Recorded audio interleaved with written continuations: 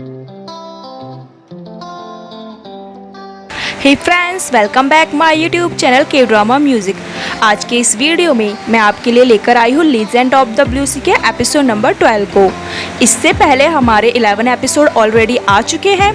अगर अभी तक आपने उन एपिसोड्स को नहीं देखा है तो प्लीज़ गाइस जाएं और उन एपिसोड्स को देख लीजिए।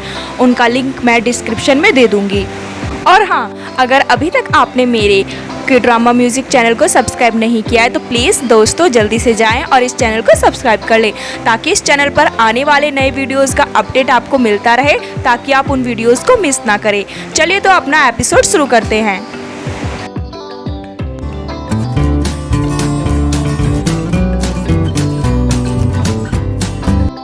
फ्रेंड्स, एपिसोड की शुरुआत में दिखाया जाता है कि पास्ट में दामरों को जब पता चलता है कि सरदार जलपरी को पकड़ने के लिए फिर से जाल डाल रहा है तो उसे बहुत गुस्सा आता है और वह सरदार से मिलने जेल में जाता है और वहाँ पर उसकी गर्दन पर तलवार रख देता है और वहाँ उससे कहता है कि तुम्हें मरना होगा। दामरोंग वहाँ पर उससे कहता है कि मरो और फिर कभी भी जन्म मत लेना। दामरोंग सरदार को मारने ही वाला होता है, लेकिन तभी पीछे से एक सैनिक उसे आवाज़ देता है और उसे कहता है कि आप इसे नहीं मार सकते। वह सैनिक दामरोंग से कहता है कि राजा ने आदेश दिया है कि आप जलपरी के कारण अपने अधिकारों का गलत फ़ायदा उठा रहे हैं और अपने कार्य को सही से नहीं कर रहे हैं। वह सैनिक कहता है कि राजा ने आपके लिए रॉयल कमांड्स भेजे हैं, क्योंकि राजा ने कहा है कि आपको नज़रबंद कर दिया जाए। फिर हमें आगे प्रेजेंट में दिखाया जाता है कि जहाँ पर जुंजे जलपरी के लिए एक पिंक ऑक्टोपस लेकर आ रहा था, तभी पीछे से उसे पुलिस पकड़ लेती है और उससे कहती है, अरे वाह जुंजे, तुम यहाँ मिल गए। हम पकड़ने तो आए थे मारदिया को, लेकिन हमारे हाथ तुम लग गए। फिर वहीं पर दिखाया जाता है कि जुंजे वहाँ पर काफ़ी देर तक नहीं आता, लेकिन जलपरी उसका वहीं पर इंतज़ार कर रही होती है और मादिया भी वहाँ पर एक जगह से जलपरी पर अपनी नज़रें रखे हुए होता है। जब जुंजे को काफ़ी देर हो जाती है और वो वहाँ पर नहीं आता तो जलपरी उसे आसपास देखने लग जाती है। जब जलपरी जुंजे को आसपास देखती रहती है तभी उसे वहाँ पर पिंक ऑक्टोपस मिलता है, जिसे देखकर वह समझ जाती है कि इस ऑक्टोपस को जुंजे ही लाया होगा। लेकिन फिर वो सोचने लग जाती है कि ऑक्टोपस यहाँ पर है तो जुंजे कहाँ पर गया है। फिर आगे दिखाया जाता है कि जलपरी जुंजे को फ़ोन मिलाती है, लेकिन दूसरी तरफ दिखाया जाता है कि जुंजे को पुलिस ने हथकड़ियाँ लगा दी होती है, जिसकी वजह से वह अपने सेल फ़ोन को नहीं उठा पाता। तो जुंजे पुलिस वाले से कहता है कि मेरे फ़ोन को उठाकर प्लीज़ मेरे कान पर लगा दीजिए। इस पर पुलिस वाला कहता है, नहीं, बिल्कुल भी नहीं। वहाँ पर वो पुलिस वाला जुंजे से कहता है कि आखिरी बार भी जब तुम्हें हमने पकड़ा था तो इसी तरह तुमने हमें धोखा दिया था। उस समय तुमने कहा था कि तुम अपने पेरेंट्स को कॉल मिला रहे हो, लेकिन तुमने उस समय अपने दोस्तों को कॉल मिलाई और फिर हमें चकमा देकर वहाँ से भाग गए, तो इसलिए मैं तुम्हारे सेल फोन को उठाऊंगा नहीं। वहाँ पर वो पुलिस वाला कहता है कि हम ऐसी गलती दोबारा नहीं दोहराएंगे। तो इस पर जुंजे कहता है कि देखिए, मेरी गर्लफ्रेंड वहाँ पर अकेली है। जुंजे उनसे कहता है कि वो वहाँ पर अकेले मेरा इंतज़ार कर रही है। इस बात पर वो पुलिस वाला कहता है कि वो इंतज़ार करेगी, लेकिन जब तुम वहाँ पर नहीं पहुँचोगे तो वो थक हार कर अपने घर वापस चली जाएगी। वो पुलिस वाला जुंजे से कहता है कि तुम चिंता मत करो। तो इस पर जुंजे उससे कहता है कि पहली बात ये कि मैं कोई जुर्म करते हुए नहीं पकड़ा गया हूँ। जुंजे उनसे कहता है कि ना ही आपके पास मेरे खिलाफ कोई अरेस्ट वारंट है, फिर भी मैं आप लोगों के साथ कोऑपरेट कर रहा हूँ। आगे जुंजे कहता है कि इसलिए लॉ के हिसाब से आपको कोई हक नहीं बनता कि आप लोग मुझे हथकड़ियाँ लगाए। 12 के हिसाब से अगर आपने ऐसा बिहेव मेरे साथ किया तो हो सकता है आपको 1 साल की सजा हो और आपको जुर्माना भी देना पड़े। इस बात को सुनने के बाद पुलिस वाला जुंजे से कहता है, ठीक है, कोई प्रॉब्लम नहीं है, मैं फाइन भी दे दूंगा और जेल भी चला जाऊंगा, फिर हम दोनों जेल में एक साथ रहेंगे, लेकिन इस बार मैं तुम्हें अपने हाथ से नहीं जाने दूंगा, मैं पहले वाली गलती नहीं दोहराऊंगा। फिर वहीं पर दूसरी जगह दिखाया जाता है कि जलपरी बार बार फ़ोन ट्राई कर रही होती है जुंजे को, लेकिन उसे कोई भी रिस्पॉन्स नहीं मिलता। फिर वहाँ पर दिखाया जाता है आगे कि वो एक और पुलिस वाला अपने बड़े हेड से आके कहता है कि सर, आप तो मादिया को पकड़ने गए थे ना। फिर वो कहता है कि सर, आप फिर इसे किसे लेके आए हैं, ये कौन है, कहीं ये वो फ्रॉड हुजुंजे तो नहीं है जिसे हम काफ़ी समय से ढूंढ रहे थे। वो आगे कहता है कि ये वही है क्या जो काफ़ी सारे लोगों को आपके नाम से भी ठग चुका है और फंसा चुका है। ये सारी बातें एक और सिपाही वहाँ पर कह रहा होता है, लेकिन तभी बीच में जुंजे कहता है कि क्या आप लोग मादेया को पकड़ने आए थे? फिर जुंजे कहता है कि इसका मतलब वो मेरा पीछा कर रहा था। यह बात सुनकर पुलिस कहती है कि वो तुम्हारा पीछा क्यों कर रहा था? इस पर जुंजे कहता है कि ये मुझे भी नहीं पता। जुंजे उससे कहता है कि मेरी गर्लफ्रेंड अकेली है, मादेया उसे नुकसान पहुंचा सकता है, प्लीज जल्दी से मुझे मेरा फोन दीजिए। जुंजे वहाँ पर काफी टेंशन में और परेशान होता है। जुंजे को इतना परेशान देखकर पुलिस उसके फोन को लेती है और जलपरी के पास ट्राई करती है। फिर वहाँ पर दिखाया जाता है कि जुंजे जलपरी से बात करता है और उससे कहता है कि मुझे कुछ अर्जेंट काम आ गया था, इसीलिए मुझे वहाँ से जाना पड़ा। तुम ऐसा करो कि यहाँ से घर चले जाओ, क्या तुम अकेले घर जा पाओगे? जुंजे उससे पूछता है कि तुम्हारे पास पैसे हैं जिससे कि तुम घर वापस जा सको? तो जलपरी उससे कहती है हाँ मेरे पास पैसे हैं और मैं चली जाऊंगी। जलपरी जुंजे से कहती है मुझे यहाँ पर एक टैक्सी दिखाई दे रही है जो कि खाली है, मैं उसे लेकर घर वापस चली जाऊंगी। इस पर जुंजे उसे कहता है ठीक है, लेकिन तुम फोन कट मत करना। फिर दिखाया जाता है कि जलपरी टैक्सी में बैठ जाती है। जैसे ही जलपरी उस टैक्सी में बैठती है तो दिखाया जाता है कि उस टैक्सी का ड्राइवर और कोई नहीं होता बल्कि मादेया होता है। वह तुरंत गाड़ी के लॉक कर देता है। जैसे ही वो गाड़ी को लॉक करता है तो जलपरी उससे कहती है अरे वाह, आपने आज भी टोपी पहनी हुई है, मतलब कि हैट पहनी हुई है। जलपरी वहाँ पर ऐसे कहती है। ये सारी बातें कॉल पर जुंजे सुन लेता है। जलपरी की ये सारी बातें सुनते ही जुंजे को एकदम आइडिया आ जाता है। जुंजे को एकदम आइडिया आता है कि यह जरूर मादेया होगा जिससे जलपरी अभी बात कर रही है और जो कि उस गाड़ी का ड्राइवर है। तो तुरंत दिखाया जाता है कि जुंजे जलपरी से पूछता है कि क्या वो मादेया है और गाड़ी कहाँ जा रही है? जलपरी तुम मुझे बताओ, गाड़ी कहाँ जा रही है? फिर दिखाया जाता है कि जलपरी जुंजे से कहते हैं कि जहाँ पर हम लोग फर्स्ट स्नो हुआ थी जब मिलने गए थे ये उस तरफ जा रही है, मतलब उस टावर की तरफ जा रही है। जैसे ही जलपरी जुंजे से ये कहती है फिर दिखाया जाता है कि फोन कट हो जाता है। पुलिस फिर से फोन ट्राई करती है जुंजे का जलपरी को मिलाने के लिए, लेकिन वह फोन फिर स्विच ऑफ दिखाया जाता है। फिर आगे दिखाया जाता है कि जुंजे पुलिस से कहता है कि नामसिंग टावर की तरफ चलना चाहिए। जलपरी उधर ही जा रही है, मादेया जलपरी को लेकर वहीं जा रहा है। इस बात को सुनकर पुलिस वाला जुंजे से कहता है अगर तुम मुझे फिर से चकमा देने वाले हो ना तो मैं सच कहता हूँ इस बार मैं तुम्हें मार दूंगा और जेल चला जाऊंगा।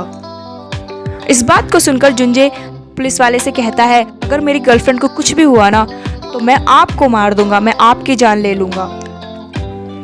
फिर दिखाया जाता है आगे कि जब पुलिस और जुंजे दोनों ही नामसंग टावर की तरफ जा रहे होते हैं तो रास्ते में जुंजे पुलिस वालों से कहता है कि आप लोग नामसंग टावर की तरफ जाने वाले रास्तों पर नाकाबंदी करवा दीजिए और गाड़ी को चेक करवाइए। जुंजे की इस बात को सुनकर पुलिस तुरंत अपने बाकी सारे अफसर्स को वॉकी टॉकी से मैसेज दे दी है और ऐसा ही करने के लिए बोलती है। जुंजे फिर आगे पुलिस से कहता है कि लास्ट वीक जो प्राइवेट टैक्सीज चोरी हुई है आप उनकी लिस्ट भी चेक करवाइए और फिर आगे कहता है कि ये भी मैसेज कीजिए कि उसमें एक लड़की किडनैप हुई है जिसकी उम्र 30 साल और लंबे बाल और वह बेहद ही खूबसूरत है। फिर दिखाया जाता है कि वह पुलिस ऑफिसर ऐसे ही सारे इंस्ट्रक्शन अपने बाकी ऑफिसर्स को देता है। वहीं दूसरी तरफ दिखाया जाता है कि पुलिस चेकिंग से बचने के लिए मादेया एक शॉर्टकट रास्ते को लेता है ताकि वह पुलिस की चेकिंग से बच सके। जब पुलिस को यह पता चलता है कि चेकिंग के दौरान उन्हें कोई भी ऐसी टैक्सी नहीं मिली है तो फिर जुंजे को याद आता है कि वह पक्का उस शॉर्टकट रास्ते से ही गया होगा। फिर आगे दिखाया जाता है कि जुंजे और वह पुलिस ऑफिसर भी उसी शॉर्टकट रास्ते से जा रहे होते हैं। तो वहाँ पर जब लोग इस रास्ते से जा रहे होते हैं तो एक दूसरा पुलिस वाला अपने मेन बॉस पुलिस वाले से कहता है कि सर ये तो वही हॉस्पिटल है ना जहाँ से हमें मादेया के रिपोर्ट्स मिले थे।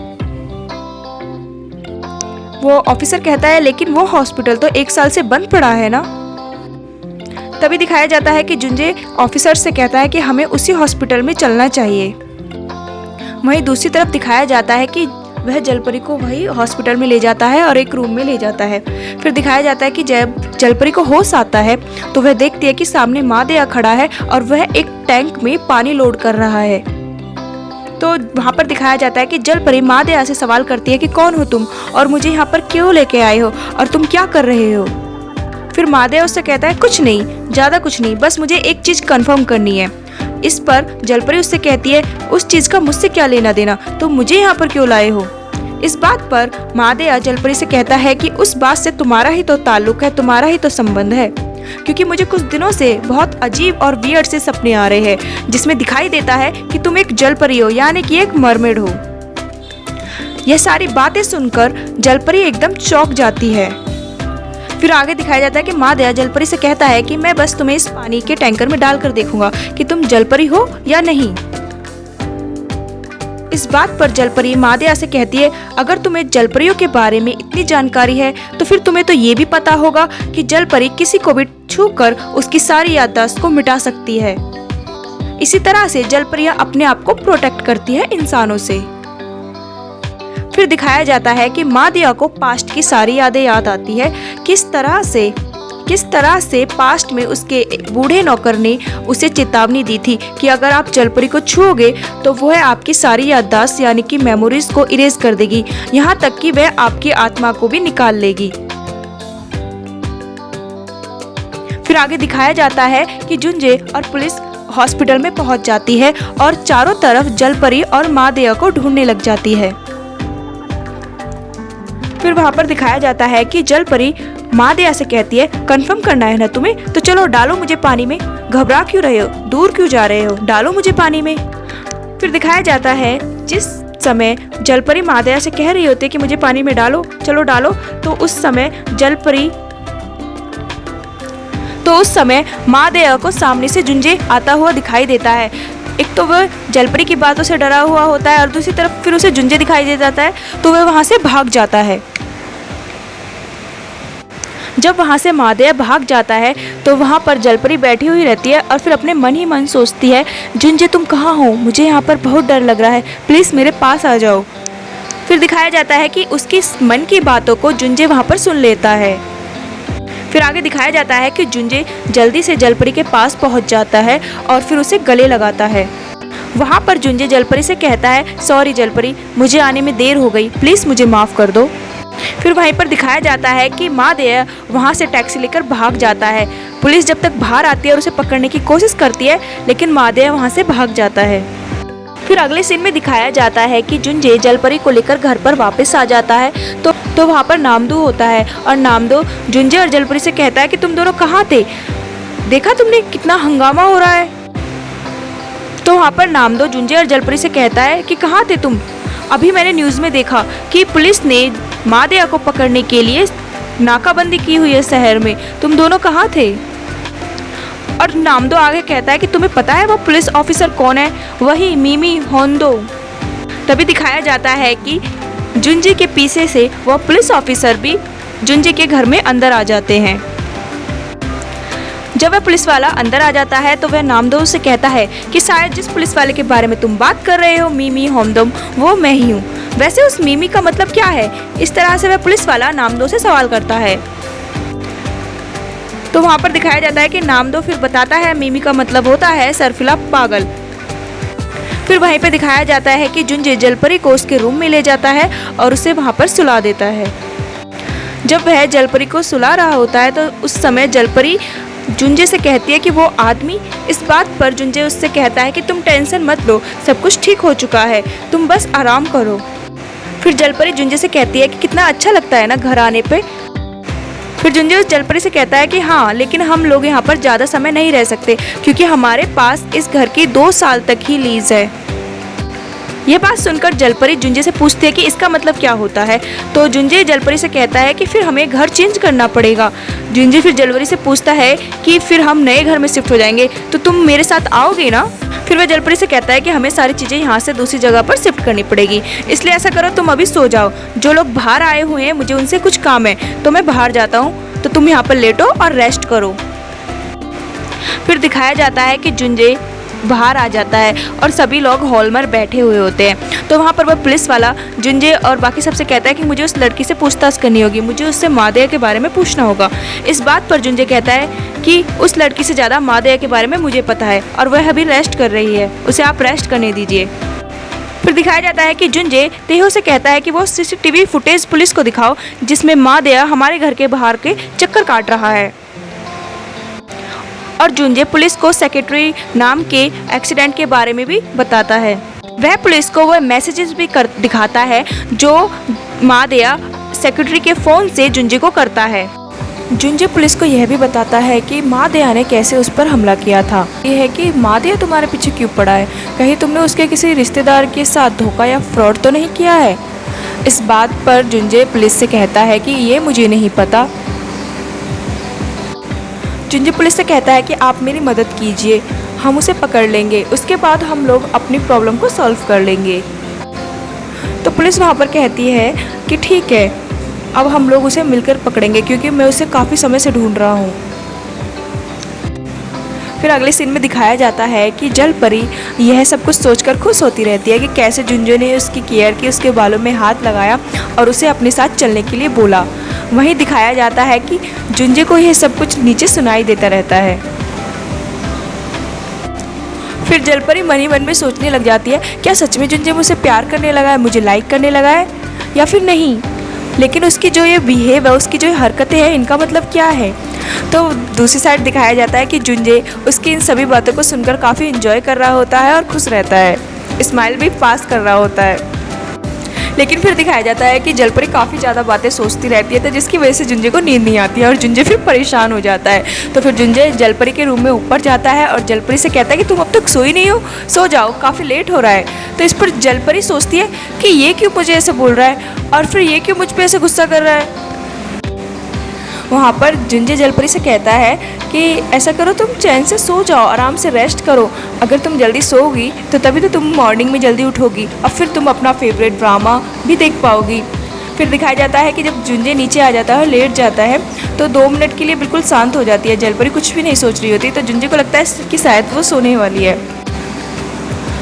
लेकिन थोड़ी देर बाद ही जलपरी फिर से अपने मन में सोचना शुरू कर देती है। जलपरी सोचती है कि वो मुझ पर गुस्सा क्यों कर रहा था, लेकिन जाने से पहले उसने मुझे गुड नाइट भी बोला और स्माइल भी पास की। और हाँ, उसने ग्रीन ड्रेस पहना था, मतलब ग्रीन पजामा कुर्ता पहना था। कहीं वो मुझे कोई इशारा दे रहा था, क्या समझूं मैं, मुझे कुछ समझ में नहीं आ रहा है। ये सारी बातें नीचे जुंजे सुनता रहता है और काफ़ी ज़्यादा कंफ्यूज, फ्रस्ट्रेटेड या फिर कह लीजिए परेशान हो जाता है उसकी बातों को सुनकर। लेकिन ये सीन काफ़ी अच्छा इंटरेस्टिंग लगता है देखने में। लेकिन हाँ, इसके कारण उस रात जुंजे बिल्कुल भी सो नहीं पाता है क्योंकि जलपरी पूरी रात अपने मन में कुछ ना कुछ सोचती रहती है, जिन बातों को जुंजे सुनता रहता है। फिर अगले सीन में दिखाया जाता है कि चाचा की भाभी अपने हस्बैंड से बोल रही होती है कि गुबे के पापा मेरा फ़ोन नहीं उठा रहे हैं। फिर वह अपने हस्बैंड से कहती है कि मुझे लगता है कि मुझे फिर से चेयरमैन हु को अप्रोच करना चाहिए क्योंकि गुबे के पापा तो मुझे बिल्कुल इग्नोर कर रहे हैं। फिर दिखाया जाता है कि चाचा की भाभी जुंजे की सौतेली माँ यानी कि चेयरमैन हु को फ़ोन मिलाती है। वहाँ पर दिखाया जाता है कि चाचा की भाभी जुंजे की सौतेली माँ को खाने पर मिलने के लिए बोलती है। फिर वहीं पर चाचा की भाभी से जुंजे की माँ भी खाने पर मिलने के लिए मान जाती है। जुंजे की सौतेली माँ को दिखाया जाता है कि वह जुंजे के फादर की मेडिसिन्स को बदलती रहती है। जिस समय वह उन दवाइयों को बदल रही होती है, उसका बेटा चिहुन उसे देख लेता है। जब उसकी माँ वहाँ से उन गोलियों को चेंज करके, मतलब मेडिसिन्स को चेंज करके चली जाती है, तो वहाँ पर चिहुन आता है और उन दवाइयों को चेक करने लगता है क्योंकि उसे थोड़ा सा शक होता है अपनी माँ पर। फिर वो सोचता है कि मेरी मदर कर क्या रही है मेरे फादर्स की मेडिसिन के साथ। वहीं दूसरी तरफ जुंजे के घर में दिखाया जाता है कि सभी लोग नाश्ता कर रहे होते हैं, ब्रेकफास्ट टेबल पे होते हैं। तो वहाँ पर जलपरी और जुंजे दोनों ही ऐसे बैठे हुए रहते हैं। तो उन्हें देखकर नामदो कहता है कि तुम दोनों को देख के ऐसा लग रहा है कि तुम लोग पूरी रात सोए नहीं हो, देखो तुम्हारे फेस कैसे हो रहे हैं। तो नामदो की इस बात पे जलपरी उससे कहती है, हाँ मेरे दिमाग में काफ़ी सारी चीज़ें चल रही थी, इसलिए मैं कल रात सो नहीं पाई। तुरंत वहाँ पर फिर जुंजे भी कहता है, हाँ इसके दिमाग में काफ़ी सारी चीज़ें चल रही थी, इसीलिए मैं भी नहीं सो पाया। जब यह बात जुंजे कहता है तो उसे नामदो और तेहो सभी और जलपरी भी एकदम घूर कर देखते हैं। तो इस पर जुंजे कहता है, अरे यार ये काफ़ी ज़्यादा हिल रही थी ना, और इसका रूम मेरे रूम के ऊपर है तो इसलिए मैं सो नहीं पाया। फिर तभी जुंजे को याद आता है कि जिस समय वो सभी घर से बाहर जाते हैं लास्ट टाइम, तो उस टाइम में जलपरी स्विमिंग कर रही थी। फिर वहाँ पर जुंजे आगे सभी से कहता है कि हम लोगों को बाहर जाना चाहिए और क्रिसमस ट्री लेके आना चाहिए और उसे डेकोरेट करना चाहिए। इस बात पर नाम तो कहता है, हाँ हाँ क्रिसमस पार्टी में हम लोग चाचा को भी बुलाएंगे। तो वो कहता है ठीक है, लेकिन तभी जलपरी कहती है मुझे भी जाना है, मैं भी साथ जाऊँगी। इस बात पर जुंजे जलपरी से कहता है कि नहीं तुम रहने दो, तुम घर पर ही रहो और रेस्ट करो। देखो हम इतने सारे जेंट्स इस घर में रहते हैं, इसलिए तुम्हें अपने लिए टाइम और अपना स्पेस नहीं मिल पाता। तो ऐसा करते हैं, आज हम सब लोग बाहर जाएंगे तो तुम्हें तुम्हारा टाइम और स्पेस मिल जाएगा, इसलिए तुम जो भी कुछ करना चाहती हो वो तुम कर सकती हो। और हाँ, हम 7 बजे से पहले घर पे नहीं आएंगे। ये सारी बातें जुंजे की सुनकर जलपरी मन में सोचने लग जाती है, क्या जुंजे मुझसे बोर हो गया है इसलिए मुझे घर पे अकेला छोड़ के जाना चाहता है? वो ऐसे मुझे क्यों छोड़ के जा रहा है? तो तभी जुंजे उसकी तरफ देखता है और उससे कहता है, अरे ऐसा कुछ भी नहीं है। और वो उसके गालों को टच करके ऐसे पिंच करता है और फिर उससे कहता है कि अरे पगली, ज़्यादा मत सोचो, तुम बस घर पे रहो और एंजॉय करो। फिर आगे दिखाया जाता है कि नामदो और तीहो बाहर जाने के लिए तैयार होने के लिए जाते हैं। फिर वहाँ पर जलपरी बैठ कर सोच रही होती है कि जुंजे ने मेरे गालों को पिंच किया, मुझे बहुत अच्छा लगा, मुझे भी उसके गालों को पिंच करना चाहिए। तो ये सब कुछ जुंजे सुन लेता है। तो जैसे जलपरी जुंजे के पास आने की कोशिश करती है तो जुंजे उससे दूर जाने के लिए भागने लग जाता है, मतलब कि उसे अवॉइड करने लग जाता है। तो फिर दिखाया जाता है कि जुंजे और जलपरी दोनों ही एक दूसरे के बहुत करीब आ जाते हैं। ये एक बहुत ही ज़्यादा romantic, sweet and cute moment होता है। लाइक कि आपका मन करता है कि यार यहीं पे ये सीरियल बस यहीं पे थमा रहा है और इसे ऐसे ही मैं देखती रहूँ, ये दोनों साथ में रहे। ऐसे वहाँ पे फिर उनके थोड़े से रोमांटिक मोमेंट्स दिखाए जाते हैं। फिर कहानी में आगे दिखाया जाता है कि जुंजे के पापा अपने वकील के साथ अपनी विल को डिस्कस कर रहे होते हैं, तो वहीं पर चिहुन आ जाता है। लेकिन जुंजे के फादर की आईसाइट काफ़ी वीक हो जाती है, तो वो चिहुन को वहाँ पर देख नहीं पाते। तो वहाँ पर दिखाया जाता है कि जुंजे के फादर अपने वकील से कह रहे होते हैं कि मैं अपनी सारी प्रॉपर्टी और जायदाद, ज़मीन, जो भी कुछ उनके पास है वो सब कुछ जुंजे के नाम करना चाहता हूँ। फिर वहाँ पर दिखाया जाता है कि वकील चिहो की तरफ देखता है और उनसे सवाल करता है कि क्या अपनी दूसरी वाइफ और दूसरे बेटे के नाम आप कुछ नहीं करना चाहते?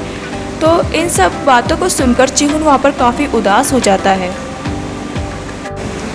फिर वहीं पर दूसरी तरफ दिखाया जाता है कि चाचा की भाभी और जुंजे की माँ दोनों लंच पर होती हैं और खाना खा रही होती है, वो बातें कर रही होती है। तो तभी दिखाया जाता है कि चाचा की भाभी अपने हस्बैंड के पैसों के इन्वेस्टमेंट से लेकर जुंजे की माँ से बात करने ही वाली होती है। लेकिन तभी जुंजे की माँ का फ़ोन रिंग करने लग जाता है, तो वो देखती है कि उनके लॉयर का ही कॉल आया होता है, तो वो उस कॉल में बिज़ी हो जाती है। जब वह फ़ोन पर बात करती रहती है तो उस समय जुंजे काफ़ी, मतलब चाचा की भाभी जो होती है वो काफ़ी ज़्यादा ड्रिंक कर लेती है, जिसकी वजह से उसे काफ़ी ज़्यादा चढ़ जाती है। फिर वहाँ पर दिखाया जाता है कि चाचा की भाभी को काफ़ी ज़्यादा चढ़ जाती है, तो वो वहाँ पर काफ़ी सारी बातें बोलने लग जाती है। वो जुंजे की सौतेली माँ की इंसल्ट करने लग जाती है। वो वहाँ पर कहती है कि यार तुम कितनी एहसान फरामोश हो, मैंने तुम्हारे लिए कितना अच्छा खाना बनवा के तुम्हारे घर पर भिजवाया है और तुम हो कि इस समय मुझे इग्नोर कर रही हो, मैं सब जानती हूँ। वो वहाँ पर आगे कहती है कि हमारा क्या फ़ायदा, फिर तुम तो बहुत एहसान फरामोश हो। वहाँ पर चासिया आगे कहती है कि मैं सब जानती हूँ कि कैसे तुमने अपने ही दोस्त के हस्बैंड को फंसा लिया और उसे और उसके बेटे को घर से बाहर निकाल दिया और उसके हस्बैंड से खुद शादी कर ली। चासी वहाँ पर आगे कहती है कि कैसे तुमने अपनी ही फ्रेंड की पूरी फैमिली को बर्बाद कर दिया, तुम जैसी चालाक औरतों को मैं काफ़ी अच्छे से जानती हूँ।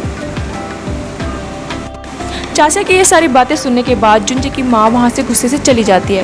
वहीं दूसरी तरफ दिखाया जाता है कि जुंजे, तैहो और नामदो तीनों ही मिलकर क्रिसमस ट्री खरीदने के लिए बाहर जाते हैं। तो फिर आगे दिखाया जाता है कि वह लोग ट्री वगैरह लेकर आ जाते हैं और सब कुछ घर पे डेकोरेट कर लेते हैं। क्रिसमस पार्टी की तैयारियाँ हो रही होती है और जुंजे वहाँ पर खाना बना रहा होता है। नामदो वहाँ पर वाइन ले रहा होता है और चाचा भी वहाँ पर होती है और वहीं पर हमारी जलपरी तैयार हो रही होती है।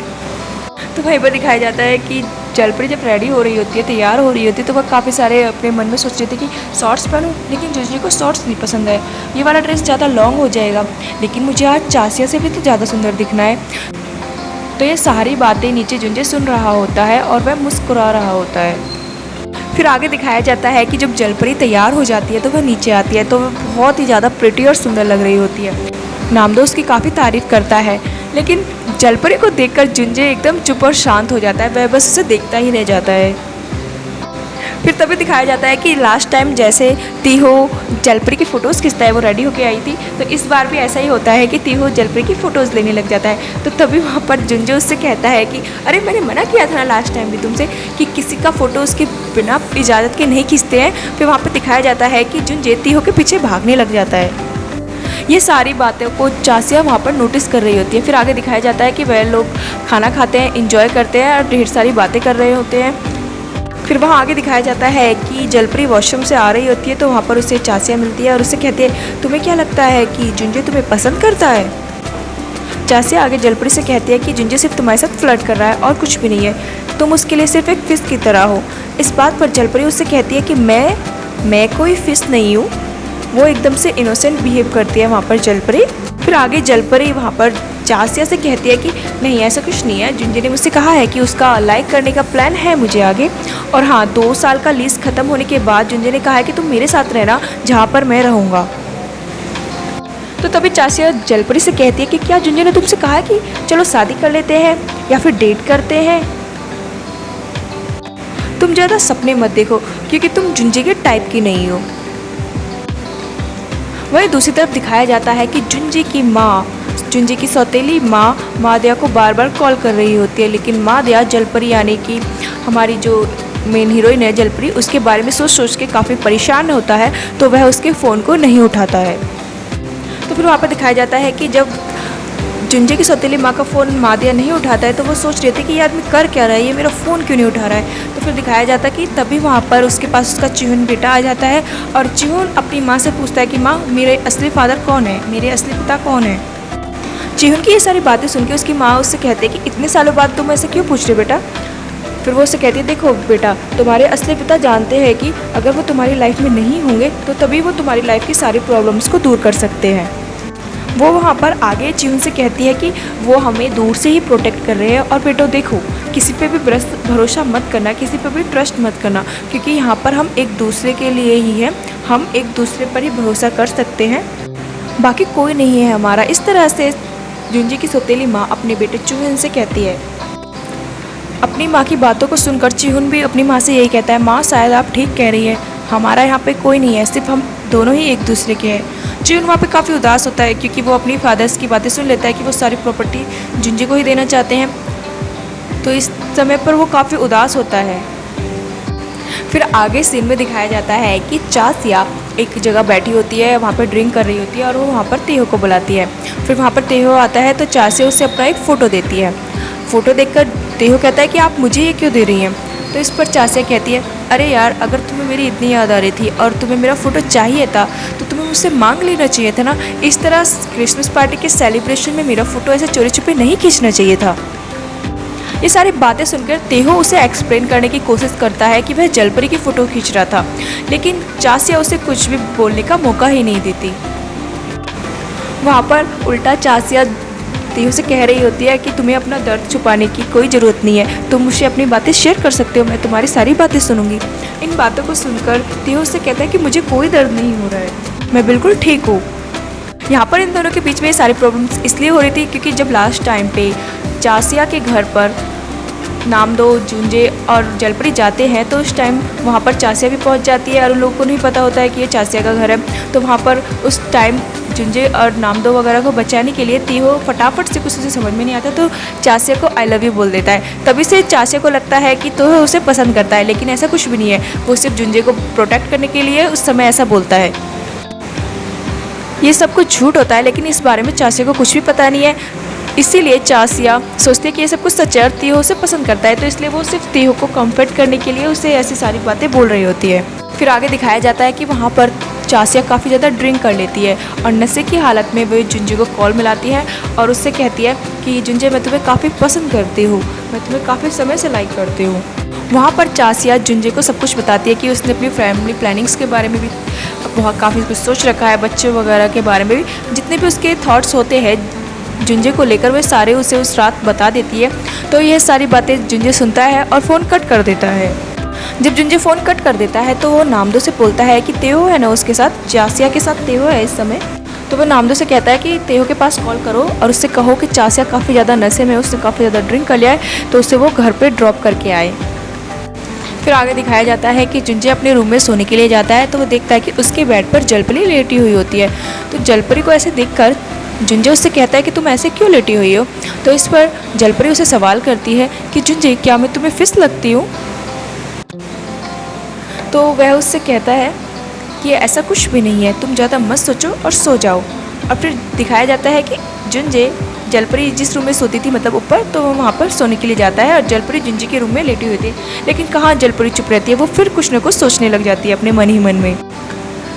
जब काफ़ी सारी चीज़ें फिर से जलपरी सोचना शुरू कर देती है, तो फिर जुंजे अपने ऊपर बेड पे लेटा हुआ रहता है और सोचता है इसका मतलब आज भी मुझे सोना नहीं मिलेगा, आज भी मुझे पूरी रात जलपरी की बातों को सुनना पड़ेगा।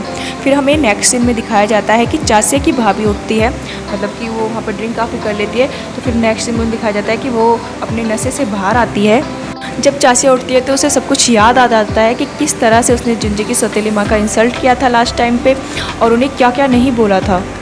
ये सारी बातें सोच कर चाचा की भाभी काफ़ी ज़्यादा फ्रस्ट्रेटेड और टेंशन में आ जाती है और सोचने लग जाती है अब क्या करेंगे, ये प्लान भी मेरा फ्लॉप हो गया, अब हम अपने पैसे कहाँ पर इन्वेस्ट करेंगे। वहीं दूसरी तरफ चाचा को भी दिखाया जाता है, वो भी मॉर्निंग में जब उठती है तो अपना सेलफोन चेक करती है, देखती है कि उसने जुंजे को कॉल किया था लास्ट नाइट, और उसे भी सब कुछ याद आ जाता है कि उसने जुंजे को मतलब क्या क्या बोला था। इन सारी बातों को भी चाचा अपने माइंड में एकदम लेके आती है कि रात मैंने नशे की हालत में जुंजे को सब कुछ कन्फेस कर दिया कि मैं उसे पसंद करती हूँ, अपने बच्चे, फैमिली, सब कुछ। तो इस वजह से चाचा भी वहाँ पर काफ़ी एम्बेरस फील कर रही होती है। वहीं दिखाया जाता है कि उनकी मेड यानी कि जुंजे की माँ आती है। वहीं पर दिखाया जाता है कि वहाँ पर उनकी मेड आती है यानी कि जुंजे की माँ आती है, और वह वहाँ पर आके चाचा की भाभी से कहती है कि मुझे कुछ काम है जिसके लिए मुझे हॉस्पिटल जाना है। तो वो उस हॉस्पिटल जाने के लिए चाचा की भाभी से परमिशन लेने आती है, लेकिन चाचा की भाभी और चाचा दोनों ही काफ़ी ड्रिंक होते हैं और काफ़ी उनको पता चलता है कि रात क्या किया था, उसकी वजह से काफ़ी टेंशन में होते हैं मॉर्निंग में। तो वो फिर वहाँ से चली जाती है। जिस समय उसकी माँ वहाँ से जा रही होती है जुंजे की, तो वो सोचती है पता नहीं इन दोनों को क्या हो गया है, कैसे ये पागलों की हरकतें कर रही हैं सुबह सुबह। इस तरह से जुंजे की माँ के माइंड में उन दोनों को देख के ये ख्याल आता है। वहीं फिर अगले सीन में दिखाया जाता है कि चाचा की भाभी जुंजे की सौतेली माँ के पास जाती है और उनके पैर पड़ के उनसे माफ़ी मांगने लग जाती है। वहीं दूसरी तरफ दिखाया जाता है कि तेहो अपने वीडियो गेम्स में लगा हुआ होता है।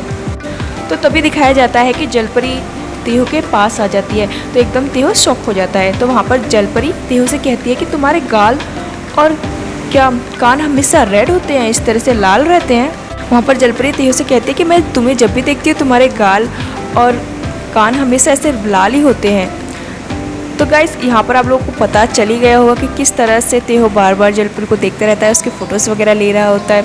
और हाँ, जब जुंजे उसे घर से जाने के लिए बोलता है तो तेहो उस पर कितना गुस्सा करता है जुंजे पे कि वो जलपरी को घर से निकाल रहा है। तो इस सबसे हमें पता चल जाता है कि तेहो भी जलपरी को ही यहाँ पर लाइक करता है, यानी कि हमारी जलपरी, हमारी मेन लीड के यहाँ पर दो फैन है, दोनों फैन है। क्योंकि तेहो को जलपरी पर क्रश है, इसलिए वह जब भी जलपरी को देखता है तो वो ब्लश करने लग जाता है, इसलिए उसके कान और गाल लाल हो जाते हैं। वहाँ पर दिखाया जाता है कि जलपरी तेहो से कहती है कि क्या तुम मुझे कंप्यूटर सिखा सकते हो, क्या इससे पता चल सकता है कि कौन झूठ बोल रहा है और कौन सच बोल रहा है। तो वहाँ पर दिखाया जाता है कि वो दोनों काफ़ी क्लोज बैठे हुए होते हैं और एक दूसरे से बातें कर रहे होते हैं। तो ये सब कुछ जुंजे देख लेता है। ये सब कुछ देखकर जुंजे काफ़ी जेलस फील कर रहा होता है और एकदम तुरंत जलपरी से कहता है कि तुम ऊपर क्या कर रही है, नीचे आओ, और ऐसे कान भी मत बोलो, ऐसा करो तुम सिर्फ सोचो, वो ज़्यादा अच्छा होगा। और फिर जुंजे तेहो से भी कहता है तेहो तुम्हारे कान इतने लाल क्यों हो रहे हैं, हाँ क्यों हो रहे हैं ऐसा रेड रेड तुम्हारा फेस, ऐसा करो कंट्रोल करो अपने आप को। वहाँ पर दिखाया जाता है कि जलपरी जुंजे से कहती है कि मैं तेहो से कंप्यूटर चलाना सीखना चाहती हूँ। तो इस पर जुंजे जलपरी से कहता है कि मैं सिखाऊंगा तुम्हें कंप्यूटर चलाना, ऐसा करो तुम नीचे आओ। तो वहीं पर दिखाया जाता है कि जलपरी मन में सोचने लग जाती है कि मुझे ये कंफर्म करना है कि तुम मुझे सच्ची में लाइक करते हो, पसंद करते हो, या सिर्फ मेरे साथ फ्लर्ट कर रहे हो। तो ये सारी बातें नीचे जुंजे को सुनाई दे जाती है। फिर जुंजे कहता है ठीक है सीखो जो भी तुम्हें सीखना है, लेकिन दूर से सीखना। मिलने के लिए वहाँ पर डॉक्टर उसके फादर से पूछता है कि क्या आप दवाइयाँ ले रहे हैं, अगर आप दवाइयाँ ले रहे हैं तो फिर इतनी सारी कॉम्प्लिकेशंस क्यों हैं। वहाँ पर डॉक्टर जुंजे के फादर से कहते हैं एटलीस्ट अभी 14 दिन नहीं हुई है, तो हमारे पास अभी समय है कि हम ऑपरेशन कर सकते हैं। डॉक्टर कहता है कि अगर हमने और देर की तो हो सकता है कि कुछ समय बाद आपकी आंखें पूरी तरह से चली जाए। इन सारी बातों को सुनने के बाद जुंजे के फादर डॉक्टर से कहते हैं ठीक है डॉक्टर, आप जल्दी से जल्दी ऑपरेशन की डेट फिक्स कीजिए। फिर दिखाया जाता है कि वह लोग डॉक्टर के रूम से बाहर आ जाते हैं और लॉबी में बैठकर वेट कर रहे होते हैं। फिर वहाँ पर दिखाया जाता है कि उसकी दूसरी पत्नी जो भी फॉर्मेलिटीज़ होती हैं ऑपरेशन की वो पूरी कर रही होती है। तभी दिखाया जाता है कि जुंजे की असली माँ यानी कि जुंजे के फादर की फर्स्ट वाइफ वहाँ पर किसी काम से आती है। जब जुंजे की असली माँ अपने पति को वहाँ पर देखती है इतने सालों बाद, तो वो एकदम शॉक हो जाती है उन्हें देखकर। लेकिन जुंजे के फादर की आई साइट बिल्कुल वीक हो चुकी है, तो वह अपनी पत्नी को ना तो देख पाते हैं और ना ही पहचान पाते हैं। फिर दिखाया जाता है कि वहाँ पर उसकी दूसरी पत्नी आ जाती है, मतलब जुंजे की सौतेली माँ, और फिर वो जुंजे के फादर को लेकर वहाँ से जाने लग जाती है। तो साइड में ही वहाँ पर जुंजे की असली माँ होती है, लेकिन वो थोड़ा साइड हो जाती है ताकि वो उन्हें देख ना पाए। जब वो देखती है कि जुंजे की सौतेली माँ जुंजे के फादर को लेके जा रही है, मतलब उनकी सेकंड वाइफ, तो जुंजे की असली माँ को सब कुछ याद आता है कि किस तरह से वह उसकी पहले दोस्त बनी थी, कि वह उसके घर आती है वहाँ पर पॉलिसी बेचने और फिर उसकी फ्रेंड बन जाती है, और फिर किस तरह से वो उसके पति को छीन लेती है, उसके घर को बर्बाद कर देती है।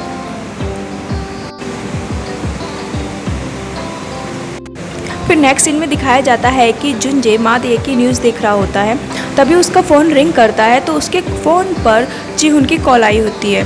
तो जुंजे कॉल को उठाता है और जीहुन से कहता है कि क्या लगता है तुम्हें, हम लोग कुछ बार मिले हैं तो इसका मतलब हम लोग क्लोज आ गए हैं क्या। जुंजे जीहुन से पूछता है कि फ़ोन क्यों किया है। फिर दूसरी तरफ दिखाया जाता है कि जीहुन ने काफ़ी ज़्यादा ड्रिंक की हुई है, मतलब शराब पी हुई है, और वह काफ़ी ज़्यादा नशे में होता है। फिर वहाँ पर दिखाया जाता है कि जीहुन जुंजे से कहता है कि एक फेक एक रियल के क्लोज कैसे हो सकता है, मुझे पता है कि तुम एक असली पिता के असली बेटे हो। आगे जीहुन कहता है कि मैं तो सौतेला हूँ, मैं तो नकली हूँ, मैं तो उनका बेटा हूँ ही नहीं, तुम ही हो उनके असली बेटे। फिर वो कहता है कि बस अब मुझे नहीं लगता कि मैं आगे तुम्हारे पापा को प्रोटेक्ट कर पाऊँगा। जीहुन वहाँ पे कहता है कि अच्छा होगा कि तुम खुद अपने फादर को अब प्रोटेक्ट करो, यानी कि तुम असली बेटे हो तो तुम अपने पापा को खुद प्रोटेक्ट करो, क्योंकि मैं अब अपनी माँ को प्रोटेक्ट करूँगा।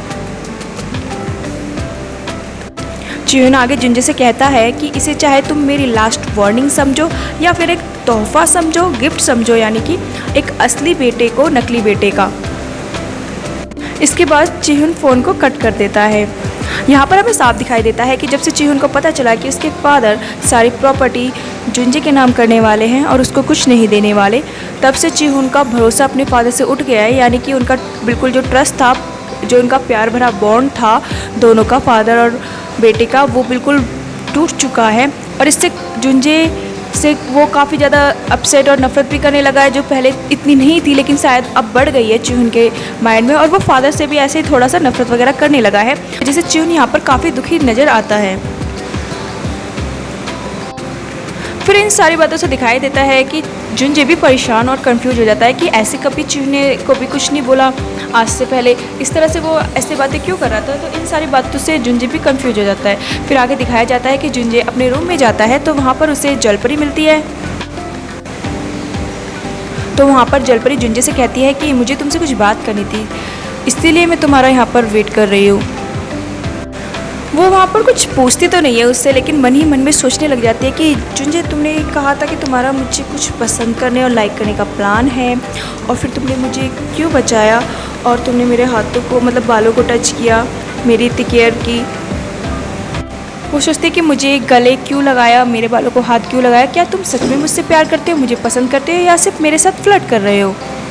वो आगे मन में सोचती है कि इंटरनेट में ऑनलाइन बैठकर मैंने पूरा दिन सर्च किया, चेक किया, लेकिन मुझे वहाँ पर कुछ भी नहीं मिला, और मुझे कुछ भी समझ में नहीं आ रहा कि तुम्हारी इन हरकतों का और इस बिहेवियर को मैं क्या समझूं। तो वो सोचती है कि मुझे तो कुछ भी समझ में नहीं आ रहा, लेकिन तभी फिर वो जुंजे से ये सारी बातें कहती नहीं है, बस अपने मन में ही सोच रही होती है। फिर कुछ टाइम बाद वहाँ से जलपरी कहते हैं मुझे तुमसे कुछ नहीं कहना, मैं जा रही हूँ। जाने से पहले जलपरी जुंजे से कहती है कि मैं आज रात अच्छे से, मतलब ठीक से सोचूंगी और फिर तुमसे कल पूछूंगी। इस बात पर जुंजे जलपरी से कहता है आज रात फिर से सोचने वाली हो, और कितना सोचोगी। इस पर जलपरी जुंजे से कहती है बस आज रात। फिर दिखाया जाता है कि जलपरी ऊपर जा रही होती है अपने कमरे में, तो जुंजे जलपरी को वहाँ पर जाने से रोक लेता है और उससे कहता है कि अब कुछ मत सोचो और कुछ मत करो। फिर वहाँ पर दिखाया जाता है कि जुंजे जलपरी को किस करता है, ये भरोसा दिलाने के लिए कि हाँ वो जलपरी से ही प्यार करता है। फिर इस sweet cute and romantic moment, यानी कि इस किस सीन के बाद हमारा यह 12th एपिसोड यहीं पर ख़त्म हो जाता है। सो गाइस, इस एपिसोड में बस इतना ही। अब आगे कहानी में क्या होगा ये हम जानेंगे आने वाले नेक्स्ट एपिसोड्स को देखने पर। लेकिन अगर अभी तक आपने मेरे इस चैनल को सब्सक्राइब नहीं किया तो प्लीज़ जल्दी से जाए और इस चैनल को सब्सक्राइब कर ले, ताकि इस चैनल पर आने वाले नए वीडियोस का अपडेट आपको मिलता रहे। ताकि आप उन वीडियोस को मिस भी ना करें। इसलिए प्लीज़ जाएं और इस चैनल को सब्सक्राइब करें और बेल आइकन बजाना मत भूलिएगा ताकि इस चैनल पर आने वाले नए वीडियोस का अपडेट आपको मिलता रहे। कैसा लगा आपको आज का एपिसोड कमेंट करके मुझे प्लीज़ ज़रूर बताइएगा। अगर पसंद आए तो आप इसे लाइक एंड शेयर ज़रूर कीजिएगा। और हाँ, बने रहिए हमारे के ड्रामा म्यूज़िक चैनल के साथ, जहाँ पर हम ऐसे ही इंटरेस्टिंग और रोमांटिक बहुत सारे ड्रामास लेके आएंगे। तो इस चैनल को आप सब्सक्राइब करना मत भूलिएगा।